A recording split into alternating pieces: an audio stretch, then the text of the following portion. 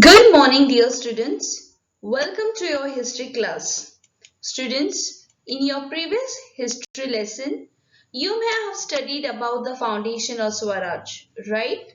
So today, we are going to start with a new lesson, that is lesson number 6, Conflict with the Mughals. Now, my dear students, before we start with the lesson, let us first know what exactly we are going to study in this lesson. So, let's start with the lesson. So far, Shivaji Maharaj had successfully fought the Adilshahi. But for expanding the Swaraj, conflict with the Mughals was inevitable. Now children, what do I mean by inevitable? If you want, you can note down the meanings in your textbook. Okay. So inevitable means unavoidable. The Mughals posed a great threat to the Swaraj even as it began to expand. Maharaj triumphed over his threat too. Now my dear students, what do you mean by triumphed? Triumphed means to succeed. Maharaj regained. Now regained means to get back. He regained his forts and territories from the Mughals. Shivaji Maharaj got himself crowned. Maharaj took up a campaign to the south. We shall learn about all these events in this chapter. Shahista Khan's invention. So my dear students, before we start with Shahista Khan's invention, let me tell you in short about Shahista Khan. So Shahista Khan was a Subedar and a general in the Mughal army. He was a maternal uncle to the Emperor Aurangzeb. Shaista Khan initially governed the Deccan where he clashed with the Maratha ruler Shivaji. Now children, in Shaista Khan's invention, we are going to see that Shaista Khan arrived at Aurangabad in January 1616 and he quickly seized Pune. Quickly seized means he captured Pune. On his way, he destroyed many temples in Maharashtra and also captured the forts of Chakan and Kallan and North Konkan after fighting with the Marathas. In February 1660, Shaista Khan left from Ahmednagar and entered the Pune province. Now children, what do you mean by province? Province means region. So Shaista Khan in February 1660, he left from Ahmednagar and he entered the Pune province. He ravaged the territories of the Swaraj by sending small units of his army to the neighboring areas. So what do I mean by ravage, children? Ravage means spoil. So Shaista Khan, he spoiled the territories of the Swaraj by sending his army to the neighboring areas. Shaista Khan encamped at Chakan. Now my dear students, what do you mean by encamped? Encamp means to settle in or establish a camp. So who established a camp at Chakan? It was Shaista Khan. Firangoji Narzala, the Kiledar of the fort of Chakan, offered a strong resistance to Shaista Khan's army. Now Firangoji Narzala children, he was a Kiledar of the fort of the Chakan and he offered strong resistance. Resistance means he tried to stop Shaista Khan's army. Finally, the Mughals captured the fort of Chakan. Now the Mughals means Shaista Khan captured the fort of Chakan. Shaista Khan set up his camp at Lal Mahal in Pune where Shivaji Maharaj had lived in his childhood. Khan sent his forces in the regions around Pune and these forces looted the people of Pune. 2 years passed, but Shaista Khan could not think of leaving Pune. Naturally, this had an adverse effect on the people's morale. In these circumstances, Maharaj drew up a bold plan. So, my dear students, what do you mean by drew up means to frame? Who framed a bold plan? It was Shivaji Maharaj who framed a bold plan against Shaista Khan. And Shivaji Maharaj decided to raid Lal Mahal secretly under his own leadership. Now, to raid means rapid surprise attack. So Shivaji Maharaj had a surprise attack on Lal Mahal under his own leadership. On 5th April 1663, Maharaj raided Lal Mahal at night with a select band of soldiers. In this raid, Shaista Khan lost his fingers. Shaista Khan suffered great humiliation. Now, my dear students, what do you mean by humiliation? Now, humiliation means to make someone feel ashamed or lose respect. Shaista Khan left Pune and he shifted his camp to Aurangabad. So, my dear students, Shaista Khan first he left from Ahmednagar and he entered Pune regime. And when he suffered great humiliation, he left Pune and he shifted his camp to Aurangabad. Due to this episode, he incurred the displeasure of Aurangzeb. My dear students, what do you mean by to incur displeasure?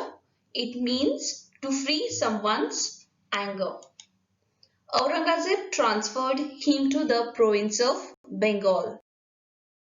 The successful attack on Shaista Khan had an impact on the people, and their faith in the capability of the Maharaj was strengthened, means it had become more stronger than before.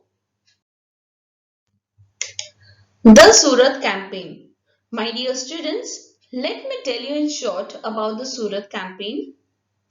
So, students, according to historical records, Shivaji ransacked Surat twice. First in January 1664 and second time in October 1670. And number of accounts of the time suggest that Shivaji's army had plundered or they tried to loot Surat. As Shaista Khan, the Mughal governor, was in Deccan for more than 3 years fighting with Marathas, and the financial condition of the Maratha state was not so good. So, to improve the finances, Shivaji planned to attack Surat. In 3 years' time, Shaista Khan had ravaged large territories of the Swaraj. Now, my dear students, ravaged means to destroy something. So, Shaista Khan had destroyed large territories of the Swaraj, and it was very necessary to make good this loss. For this, Shivaji Maharaj devised a plan for teaching the Mughals a lesson. Now, my dear students, what do you mean by devised a plan means? Shivaji Maharaj tried to invent a new plan for teaching Mughals a lesson. That time, Surat was a big trade center and port under Mughal control. The British, Dutch and French had their factories in Surat. Maximum revenue. Revenue means money. So maximum money was being generated by this city of Surat for the emperor. Surat was a rich city. Maharaj marched on Surat. Inayat Khan, the Subedar of Surat, could not put any resistance. Now, resistance means he could not stop Shivaji Maharaj. Maharaj obtained plenty of wealth from Surat without bothering the common people. Means Shivaji Maharaj did not care about the common people, but he tried to loot the wealth of Surat.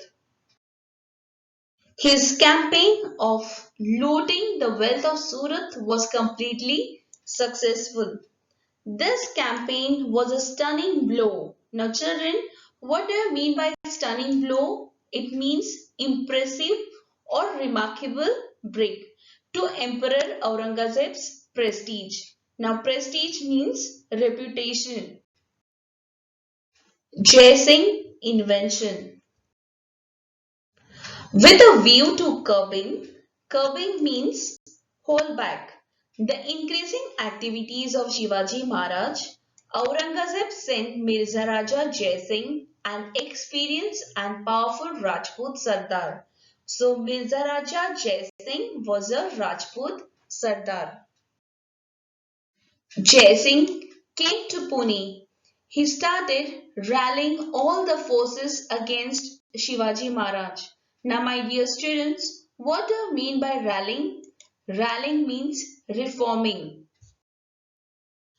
To the Portuguese of Goa and Vasai, the Dutch of the Vengurla, the British of the Surat, and the Siddhis of the Janjira, Jai Singh suggested that they should start a naval campaign against Shivaji Maharaj. Jai Singh drew up a plan of capturing the forts in possession of Maharaj. Mughal forces were sent to various parts of the Swaraj. They ravaged the territories of the Swaraj. Now, they ravaged means the Mughals tried to loot the territories of the Swaraj. Maharaj endeavored to resist the Mughal. Now, my dear students, endeavored means try hard to achieve something. Jai Singh and Dilair Khan laid siege to the fort of Purandar. When the Mughals had put the fort of Purandar under siege. Now, my dear students, what do you mean by siege? Siege means a military operations in which enemy forces surround a fort. When the Mughals put the fort of Purandar under siege, Morarbaji Deshpande fought with the greatest of courage, and in that Morarbaji Deshpande died a hero's death. Considering the seriousness of the situation, Maharaj began talks for a treaty with Jai Singh. Shivaji Maharaj met Jai Singh personally. A treaty between Jai Singh and Maharaj was signed in June 1665. It is known as a Treaty of Purandar. So, my dear students, a Treaty of Purandar was signed in June 1665 between Jai Singh and Shivaji Maharaj. In accordance with the terms of the treaty, Maharaj gave to the Mughals 23 of his forts and the adjoining territories, yielding an annual revenue of 4 lakh horns. He also assured the Mughals, assured means guaranteed. That means he guaranteed the Mughals that he'll help them against Adil Shahi. The treaty was ratified by Aurangzeb. Ratified means it was approved. The Treaty of Purandar was approved by Aurangzeb. So, my dear students, I hope that you have understood the lesson till here. So, we are going to stop this video one till here and we shall continue our lesson conflict with the Mughals in our video 2. Till then, watch the video again and read the lesson covered in video 1. Thank you and God bless you all.